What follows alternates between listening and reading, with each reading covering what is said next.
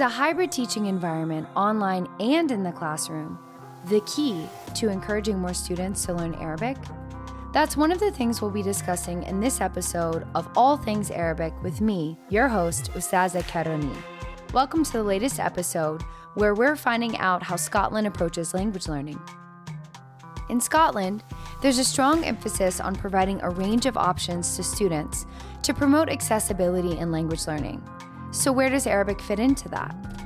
We'll also be exploring what lessons Arabic is drawing from other languages and how those in charge, working on policy, are tackling some of the challenges that come with introducing a new language and expanding access across the country. My guest is Fhiona Mackay, the Director of SCILT, Scotland's National Centre for Languages. And just a quick note, you'll hear us use the terms second language, third language, world, or even global language in lieu of foreign language, since it celebrates language diversity.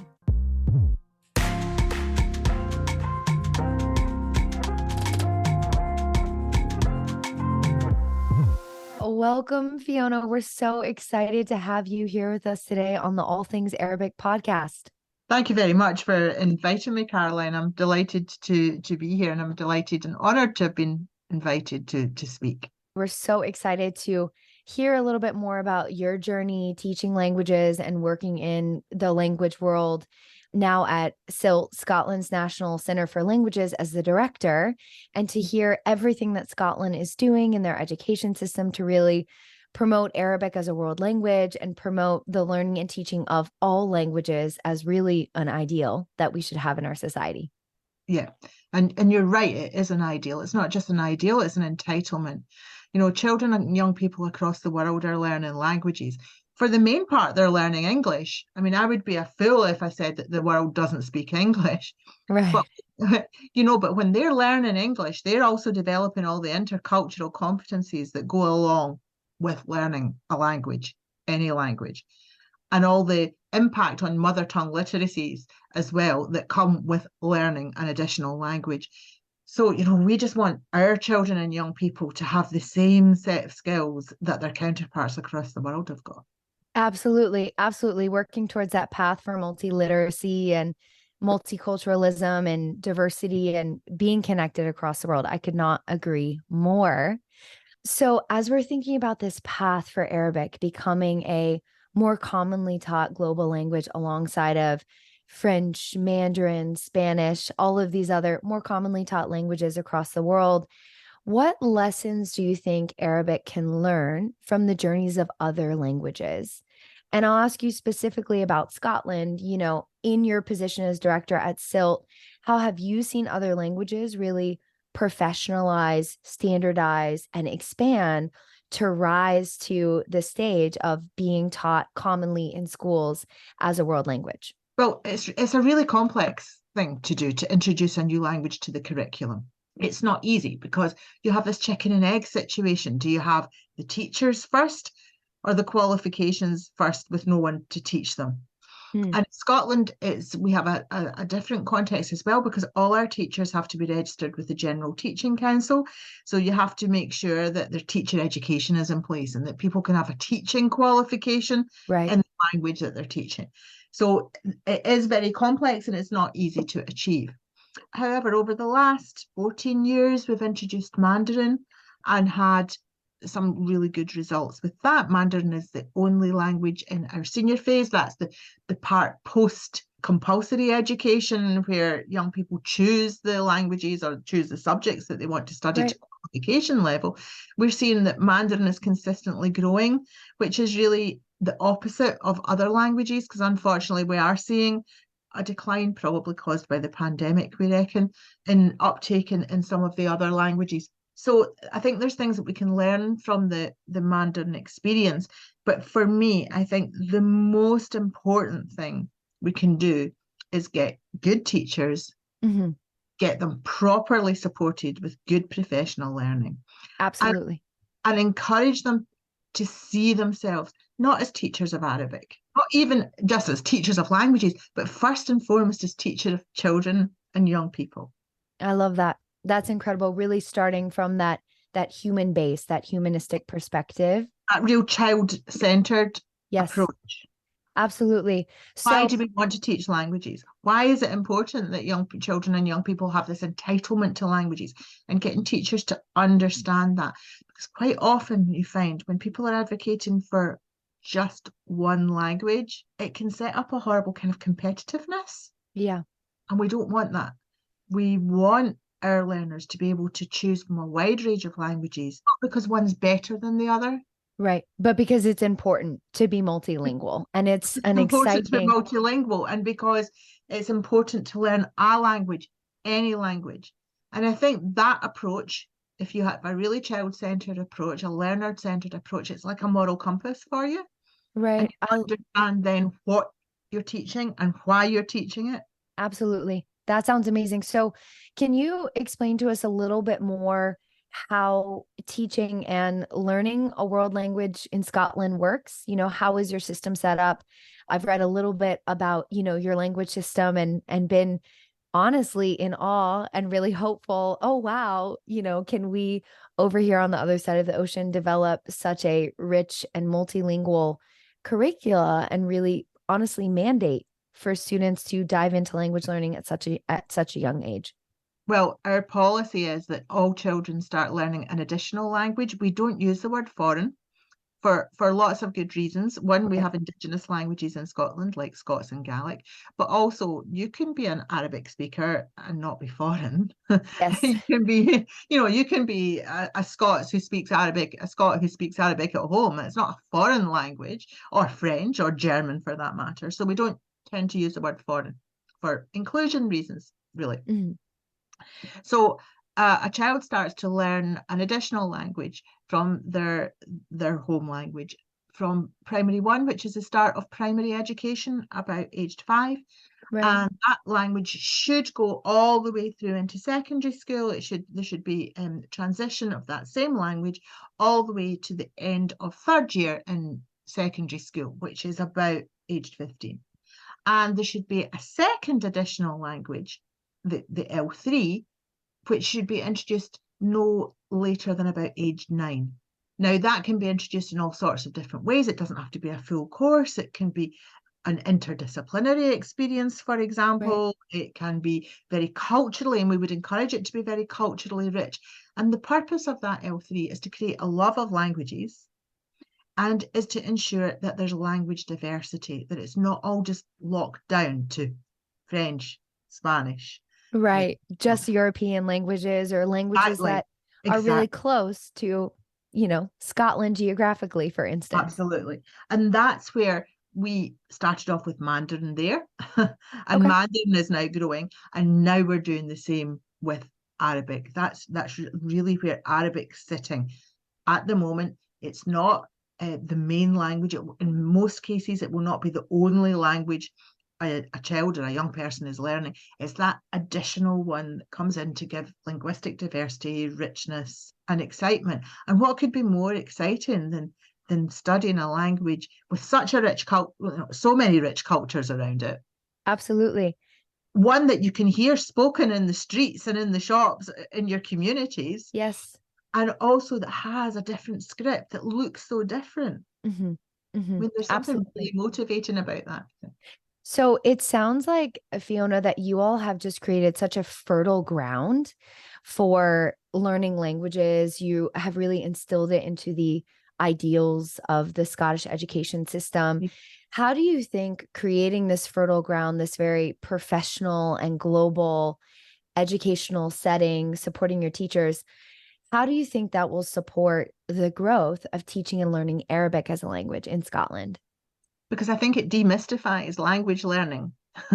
And Arabic then will be seen just as another language, not as anything more difficult, not as anything that belongs to the community or belongs as a home language, but is actually accessible to everyone, whether you've got a heritage background or not.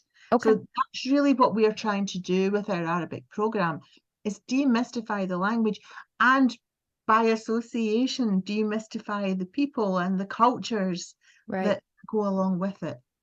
Yeah. And I think that's such an important thing. Every learner deserves a language rich curriculum.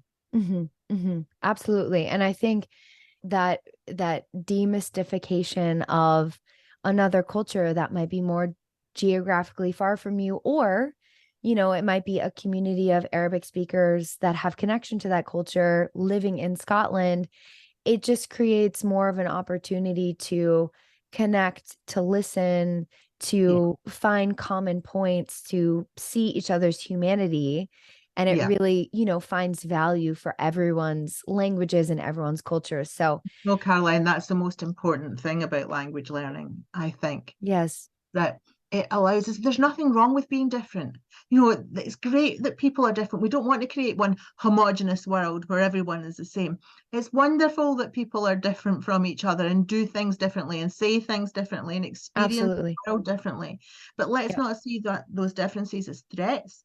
Let's see them as something that's really interesting, that should be explored, discussed, and investigated, not seen as something that others people or that is a threat to who you are. And Right. that's really what we're trying to do through our Arabic programming and through our language learning programs in general.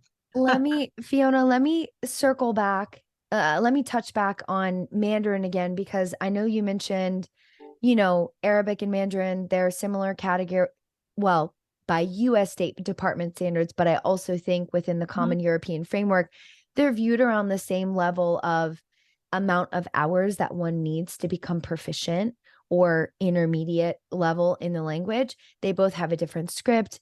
They might be more geographically far necessarily, unless there are, populations of Arabic and Mandarin speakers living in and around Scotland.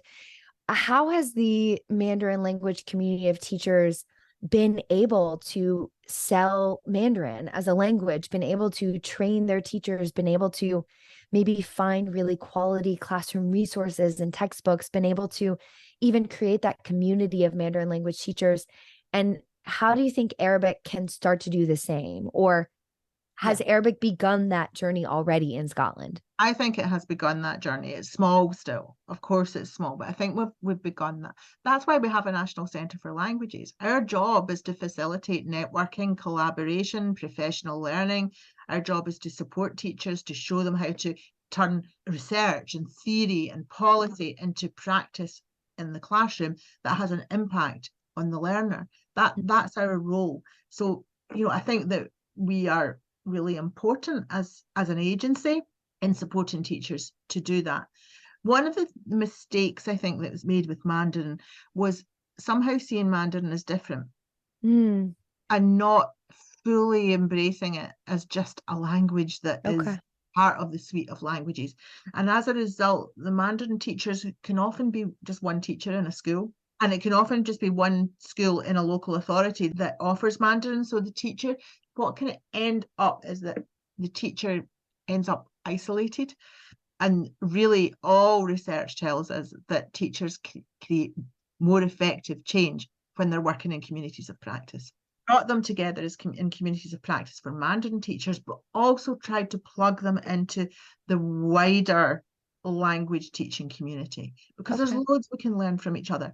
Actually, the practice of teaching a language isn't that different depending on the language you're teaching. Yes, there are things that are particular to certain languages that will Of take course. time, but there are other things that take less time. It balances itself out. So really, I would say that having Scotland's a small country, it should be easy for us to network.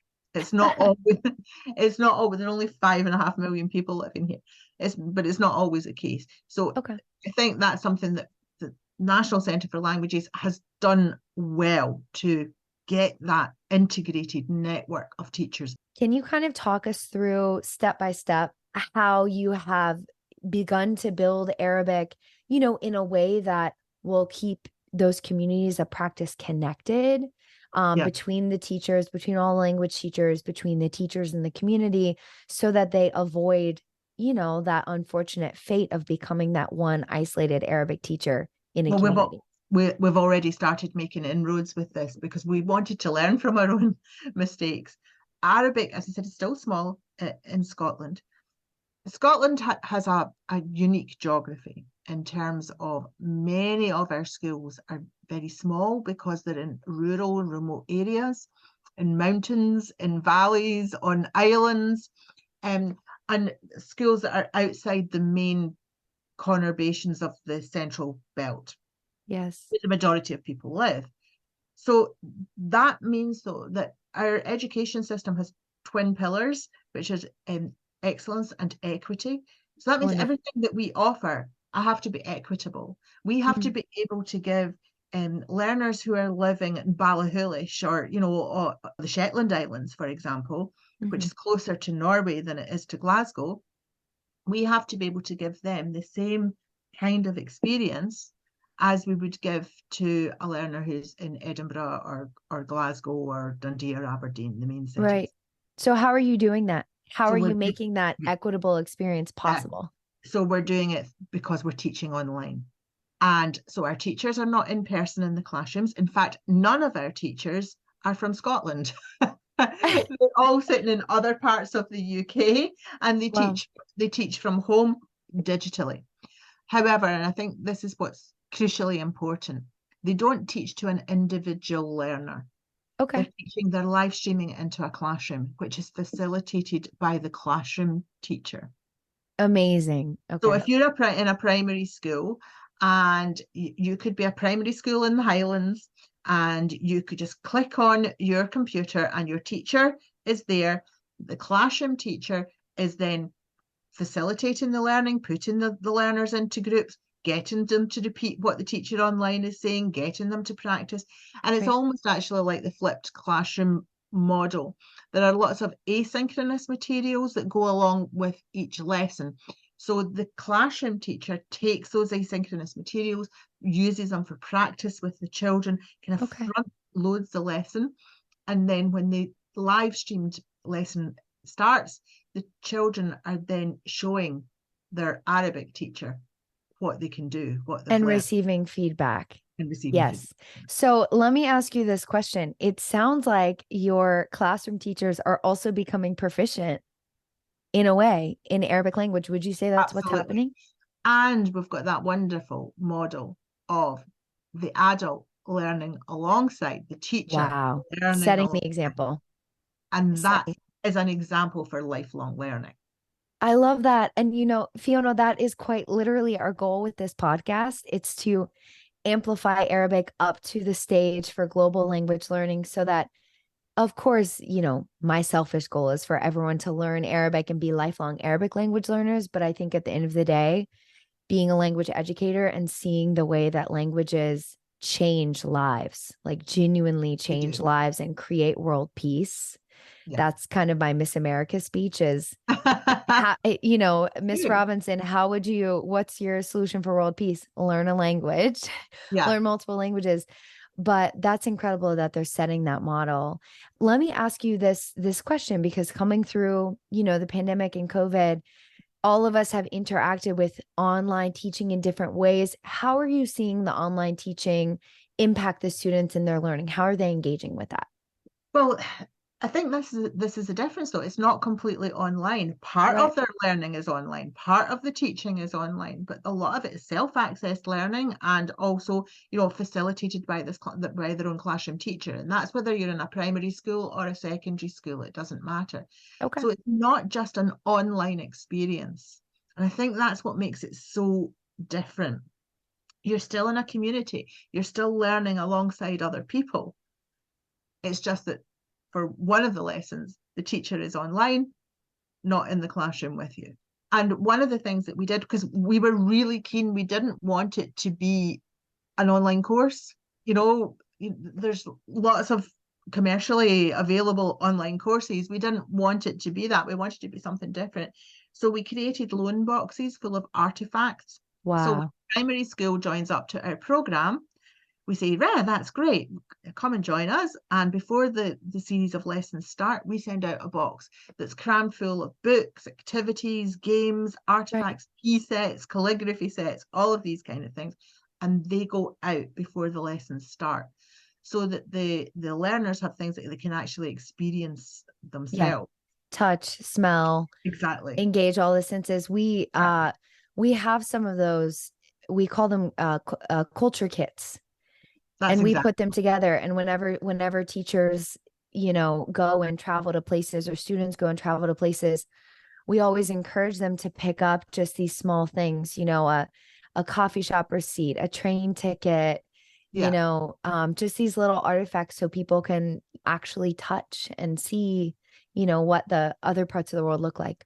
And one of the things that we've found with the Arabic is that teachers have reported that children, for example, who have Arabic as a home language, Okay. have been helping to lead the learning, which is really boosting their self-esteem because they're able Wow. to share their language and culture with all their friends and classmates. That's And incredible. quite often we've had parents come in as well to do some storytelling or to bring food in and share that as part of the program. So our schools are very much part of the community, and there's a big focus on school and community. Amazing. So it helps schools reach out into their community and bring their community in Inside. and just make the school community welcoming for everyone, where Right. everyone's represented. Right. Yes. It sounds like all of these students are finding their voice in the classroom, Yeah. be that in English, in Arabic, in Welsh, in any Yeah. language. And It I really, think, yeah. I think you're absolutely right. And one of the things that really excites me is this idea of multilingualism. The human brain is not geared up to be monolingual. It's not normal to speak only one language. mm, The vast majority of people across the world speak more than one language. They'll speak, a language plus dialects. They'll speak more than one language because they live in a particularly multilingual country. Our capacities, our brain capacity is well able to manage more than one language. And one of the things that we like to get teachers to show their learners is that none of us are monolingual. We're really right. emerging multilingual people. Wow. That's such an impactful statement. It really and truly is. It really and truly is. Let me end with the question of, what do you see the future of teaching and learning Arabic in Scotland as? How far do you think it can go? Well, 14 years ago, we didn't have Mandarin. So, and we're what, 4 years into our Arabic experience now. So, let's maybe think sort of a 10-year plan for the future, where we would have, and this is something that I am advocating for, are to have national qualifications in Arabic, so that people who learn Arabic or speak Arabic can get that skill accredited and recognised. Wow. Not that I think qualifications are the be all and end all, because a language isn't a school subject, it's a life skill. Yes, absolutely. And the important thing about learning a language is the ability to use and speak that language. The proficiency. So, exactly. So, yes. The qualification is not the be all and end all. However, to have parity across the suite of languages, I think it's important. So that's one thing I would be advocating for. And the other thing is to go back to what you were saying about teachers working together. It's to create networks of teachers. We've got our small network of Arabic teachers who, although they don't live in Scotland, are really supported by us in our professional learning. So they're encouraged to collaborate and share with each other. But we're also doing a similar program in Mandarin, where we have teachers who teach Mandarin online in a very similar model. So we've got those teachers, those two networks of teachers working together. That's learning incredible. from each other. So you've got people who are, a good 10 years more experience down the road, helping those that are emerging into the curriculum. So we're really hopeful that approach is the right one. Yes. Well, listen, I'm going to end right there, because that is a mission for world peace. It really and truly is. It's a mission for a better world, a better society, multilingual, multicultural, diverse, inclusive. So we'll end right there. Thank you so much, Fhiona, for speaking with us today. Thank you. Yes, we hope to connect again soon. And we hope that this podcast can also really serve to amplify all of the incredible work and the models that you are pushing forward in the Scottish education system for language learning. And we hope that Arabic in 10 years, if not more quickly, who knows, will really just become a more commonly taught language over there in Scotland. Well, we hope so too. And it's been a great pleasure talking to you. Thank you. Yes, thank you so much, Fhiona. Shukran jazilan. And thank you for joining me, Ustaza Caroline, for this wonderful episode of All Things Arabic. This podcast was made possible by QFI, Qatar Foundation International, a US-based organization that helps make the teaching and learning of Arabic as accessible and professional as other world languages. Subscribe, like, share this podcast. Please do let your colleagues and friends know about it. And head over to the QFI website to learn more about opportunities and resources available to language educators and students. And please do join me again as we explore more issues related to the teaching and learning of Arabic in primary and secondary schools outside the Arabic-speaking world. For now, ma salama.